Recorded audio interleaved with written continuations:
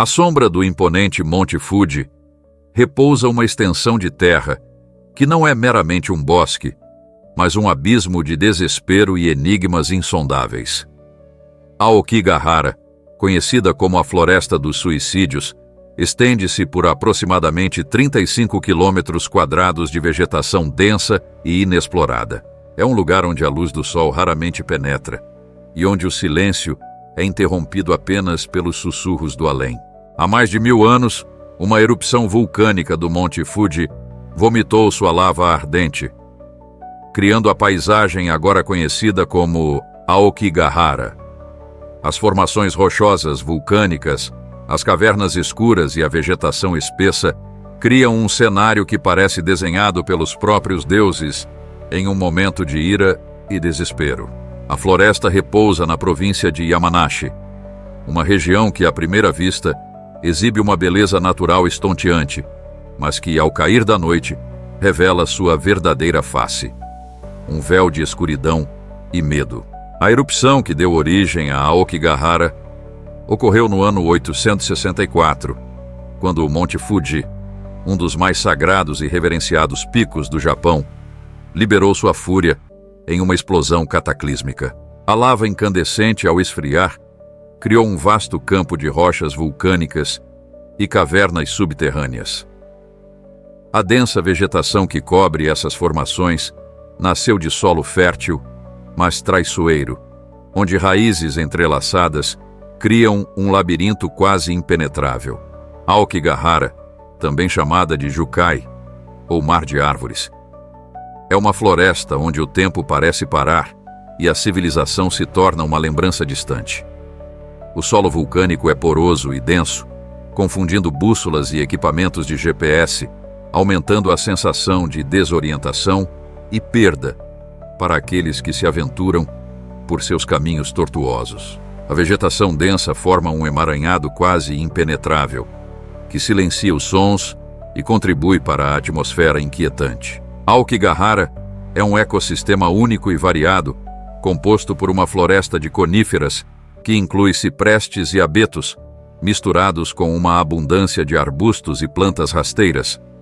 A biodiversidade é rica, abrigando uma variedade de fauna que raramente é vista devido à densidade da floresta. O solo é coberto por uma espessa camada de musgo, que cresce em pedras vulcânicas e troncos caídos, criando uma sensação de quietude sobrenatural. O som, ou a falta dele, é um dos aspectos mais perturbadores de Aokigahara. A densa vegetação absorve os ruídos, criando um ambiente de silêncio quase total, onde até mesmo os passos são abafados. Esse silêncio é interrompido apenas pelo ocasional farfalhar das folhas ou o canto distante de um pássaro, aumentando a sensação de isolamento. Desde o período Edo, 1603-1868, Aokigahara é conhecida como um destino final para os desolados. Homens e mulheres, consumidos pelo sofrimento, eram atraídos pelas sombras densas da floresta, buscando o esquecimento eterno. Entre os samurais, o ritual do seppuku, suicídio por desentranhamento, era uma prática honrosa para evitar a desonra. Muitos escolheram as profundezas de Aokigahara para realizar esse ato final, reforçando a reputação sombria da floresta. Nos anos 90, a floresta tornou-se um santuário macabro, um lugar onde dezenas de almas perdidas encontravam seu fim a cada ano. Em 1960, o romance Kuroi Jukai, de Seicho Matsumoto, trouxe à luz a ligação sombria de Aokigahara com o suicídio, selando seu destino como um ícone de tragédia e mistério. As estatísticas são aterradoras. Em 2003, um número recorde de 105 corpos foi encontrado, levando as autoridades a intensificar as buscas e intervenções. Em 2010, o número de suicídios na floresta foi estimado em 54, e medidas preventivas mais rigorosas começaram a mostrar resultados. Contudo, o verdadeiro terror de Aokigahara não pode ser quantificado apenas em números. As autoridades japonesas pararam de divulgar os números exatos de suicídios para tentar diminuir a associação do local com a morte. Os que ousam entrar na floresta falam de uma presença maligna, um peso invisível que pressiona os ombros e esmaga a alma. Em 2015, o youtuber Logan Paul trouxe atenção indesejada à floresta ao filmar um corpo pendurado, um ato amplamente condenado e que serviu apenas para aprofundar a aura de profanação que envolve o lugar. Os guardas florestais, homens acostumados com a vista da morte, relatam encontros aterrorizantes.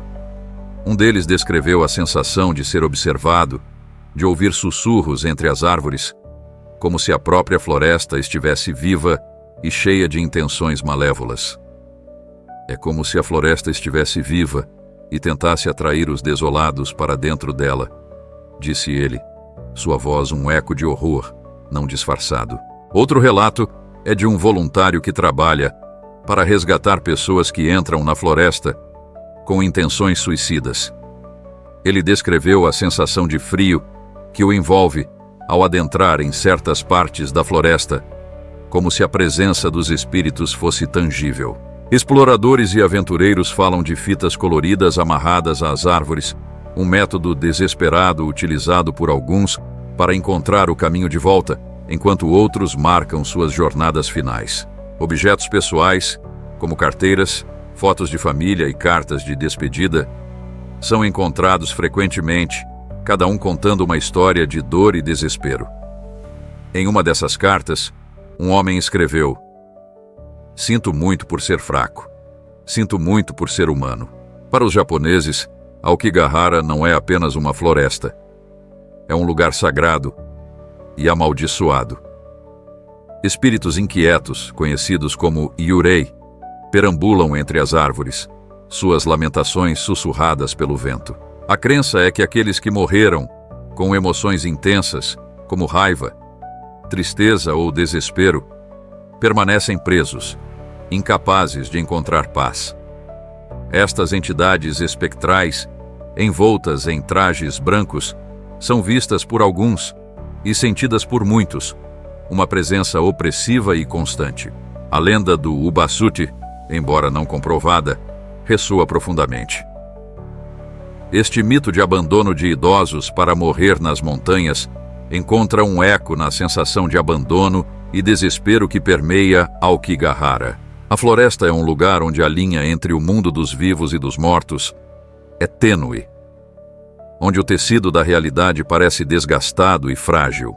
Cerimônias shintoístas são ocasionalmente realizadas na floresta para apaziguar os espíritos inquietos, mas a sensação de mal-estar persiste. Além dos Yurei, a crença nos Kodama, espíritos das árvores, adiciona outra camada de mistério e reverência à floresta. Estes espíritos, que habitam as árvores, são considerados guardiões da natureza, e perturbá-los, acredita-se, traz má sorte. Assim, a floresta é vista tanto como um lugar de morte, quanto de vida espiritual intensa. Em um esforço para conter a maré de morte, o governo japonês e organizações locais implementaram várias medidas.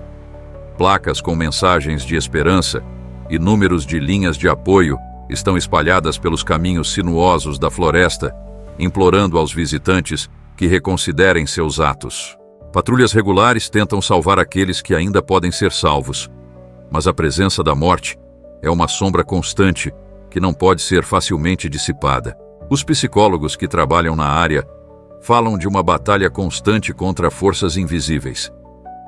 É uma luta contra a própria essência da escuridão, disse um deles, descrevendo a dificuldade de resgatar não apenas corpos, mas também almas. As cartas de despedida encontradas, manchadas de lágrimas e tinta borrada, falam de vidas quebradas e sonhos destruídos, um testemunho mudo do sofrimento humano. Além disso, voluntários e organizações comunitárias distribuem panfletos e realizam eventos de conscientização sobre saúde mental, na esperança de salvar vidas antes que estas sejam tragicamente perdidas. Aokigahara, a floresta dos suicídios, é um local onde o medo e o desespero se entrelaçam em uma dança macabra.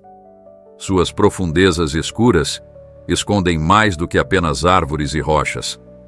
Elas guardam os segredos das almas perdidas e dos horrores indizíveis que perseguem a mente humana. Em cada canto, em cada sombra, sente-se a presença do inexplicável, do sobrenatural, uma lembrança constante de que há forças neste mundo que desafiam a compreensão e que habitam os recessos mais sombrios.